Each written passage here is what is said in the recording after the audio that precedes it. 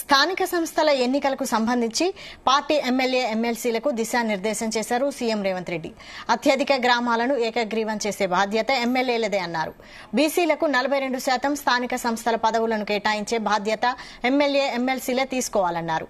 ఎట్టి పరిస్థితుల్లోనూ మన అభ్యర్థులే గెలవాలని టార్గెట్ పెట్టారు. గ్రామాల్లో సీసీ రోడ్లు, ఆలయాలు నిర్మాణ అనుమతులకు నిధుల మంజూరు కోసం ఎమ్మెల్యేలు మంత్రులను కలవాలని సీఎం రేవంత్ రెడ్డి సూచించారు.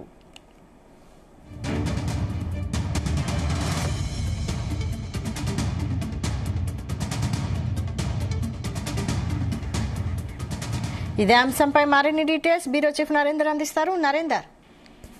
రైట్ వైశాలి, సిఎల్పి మీటింగ్ ఎంసీహెచ్ఆర్డీలో కొనసాగుతూనే ఉంది. దీంట్లో ప్రధానంగా చాలా అంశాలు కూడా ప్రస్తావన తీసుకొచ్చారు.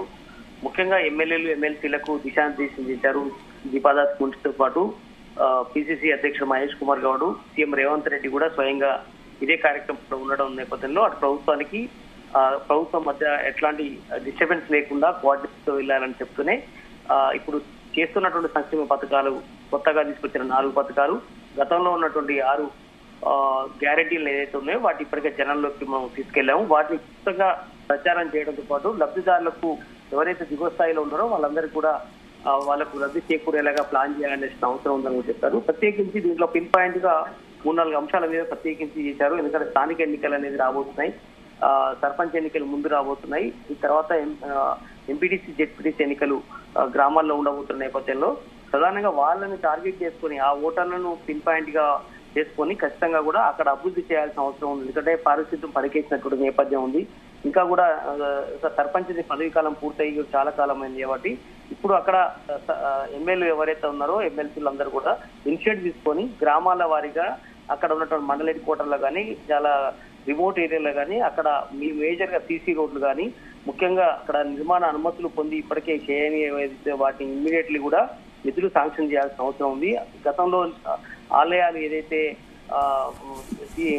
కొంతవరకు అమౌంట్ ఉండి పెండింగ్ లో ఉన్నాయో ఏదైతే కొంత అమౌంట్ చేస్తే పూర్తి అవుతాయి అనుకున్నటువంటి ఆలయాలు కావచ్చు, చిన్న బడ్జెట్ తో పూర్తి అయ్యేటువంటి కొన్ని ఆలయాలు కావచ్చు, అదేవిధంగా ప్రధానంగా నిధుల మంజూరు విషయంలో ఎక్కడన్నా వాటర్ ట్యాంక్స్ కావచ్చు, ఇట్లా పారిశుద్ధ్యం రిలేటెడ్ సమస్యలు కావచ్చు, ఇట్లా ఖచ్చితంగా కూడా గ్రామాలని టార్గెట్ చేసుకొని వాళ్ళని ఇమీడియట్లీ ఒక వారం 10 రోజుల్లో అది కనుక మీరు క్లియర్ చేయగలిగితే వెంటనే మనకు పాజిటివ్ రెస్పాన్స్ వస్తుంది అన్నటువంటి విషయం మీద కూడా సీఎం వాళ్ళకు సూచించడం. అందుకనే మంత్రులకు నేను పూర్తిగా స్వేచ్ఛ ఇస్తున్నాను. మీరు ఇమీడియట్లీ ఎమ్మెల్యేలు ఎమ్మెల్సీలు ఎవరు వచ్చినా కూడా ఇలాంటి సమస్యల మీద వస్తే మాత్రం ఇమీడియట్లీ వాళ్ళకు శాంక్షన్ చేయాల్సిన అవసరం ఉందని కూడా చెప్పారు. అదేవిధంగా బట్టి కూడా అక్కడే ఉన్నట్టు కాబట్టి ఆర్థిక శాఖకు సంబంధించి కూడా వెంటనే క్లియరెన్స్ ఇవ్వాలనేటువంటి ఆలోచన కూడా చేస్తున్నట్టుగా తెలుస్తుంది.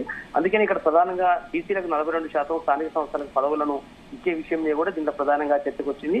అందుకని ఇప్పటికే అసెంబ్లీ ఆమోదం కూడా పొందిన నేపథ్యంలో ఇక్కడ ప్రధానంగా బీసీలకు 42% సంబంధించి ఇది చట్టసభల్లో ఇప్పటికిప్పుడు అది కేంద్ర ప్రభుత్వంలోని వ్యవహారం కాబట్టి మనమైతే స్థానిక సంస్థలను ఖచ్చితంగా పార్టీ పరంగా ఇవ్వాల్సిన అవసరం ఉందని మన సీఎం రేవంత్ రెడ్డి ఖచ్చితంగా అసెంబ్లీలో చెప్పిన నేపథ్యంలో ఈ బాధ్యతను ఖచ్చితంగా ఎమ్మెల్యేలు ఎమ్మెల్సీలు బాధ్యత తీసుకోవాలి. కింది స్థాయిలోనే మీరే ఇనిషియేటివ్ తీసుకొని ఖచ్చితంగా సర్పంచ్ల విషయంలో కానీ ఎంపీటీసీ జెడ్పీటీసీ విషయంలో కానీ పార్టీ పరంగా ఉన్నటువంటి అభ్యర్థులు ఎవరైతే ఉంటారో వాళ్లకు ఖచ్చితంగా మనం ఇనిషియేటివ్ తీసుకోవాల్సిన అవసరం ఉంది.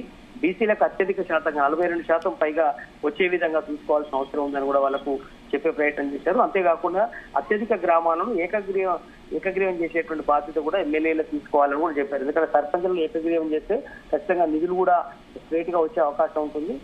కనుక ఏకగ్రీవం సర్పంచ్ ఎంతమంది వీలైతే అంతమందిని మనం చేసుకోవాల్సిన అవసరం ఉందని కూడా దిశానిర్దేశం చేసినటువంటి పరిస్థితి ఉంది. అందుకనే అత్యధికంగా కాంగ్రెస్ సర్పంచ్ గా ఏదైతే ఉన్నారో కాంగ్రెస్ అత్యధిక మెజార్టీ వచ్చే సీట్లను మనం కైవసం చేసుకోవాల్సిన అవసరం ఉందని కూడా ఇదే సందర్భంలో చెప్పారు. ఓవరాల్ గా అయితే ఈసీ కులగణనకు సంబంధించినటువంటి నిర్ణయం తీసుకోవడం నేపథ్యంలో దాని విజయోత్సవాలు గ్రామాల్లో పెద్ద ఎత్తున చేయాలి. అదే సమయంలో ఎస్సీ రిజర్వేషన్ సంబంధించిన అంశం మీద కూడా చట్టసభలకు సంబంధించి మన అసెంబ్లీలో ఎస్సీ కేంద్రానికి పంపిన నేపథ్యంలో దాని మీద కూడా విజయోత్సవాలు జరుపుకోవాల్సిన అవసరం ఉందని చెప్పారు.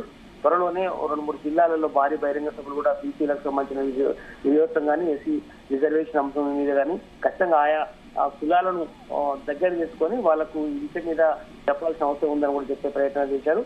ఓవరాల్ అయితే అందరి అభిప్రాయాల్ని పిన్ పాయింట్ గా విన్నారు.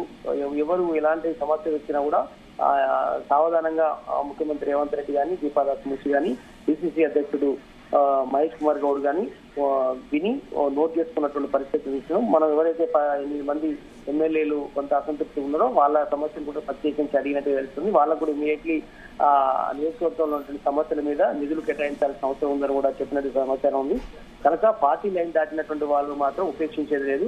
ఖచ్చితంగా మీరు పార్టీ లైన్ లో ఉండి మీరు నిధులు ఎంత కావాలంటే అక్కడ తీసుకొని పోండి, గ్రామాలను అభివృద్ధి చేయండి.